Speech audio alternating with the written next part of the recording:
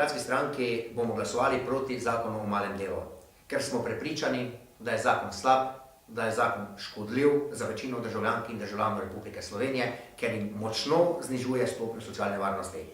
Zato je razlogov veliko in argumentov veliko. Naštel bom nekaj konkretnih argumentov, zakaj bomo glasovali proti temu zakonu.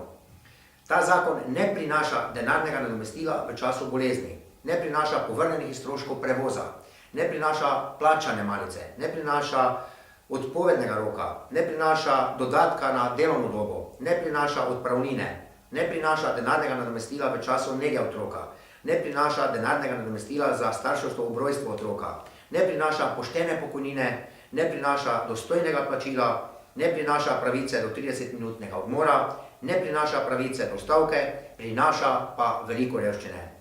In sedaj vas sprašujem, ali je tak zakon sprejemljiv za državljanke in državljane Republike Slovenije. V Slovenski demokratski stranki smo prepričani, da je ta zakon slab in zagotovo ga je potrebno na referendumu zavrniti. Zato pozivam vse državljanke in državljane Republike Slovenije, da glasujejo proti temu zakonu, ker si takšnega zakona državljanke in državljani Republike Slovenije ne zaslužimo.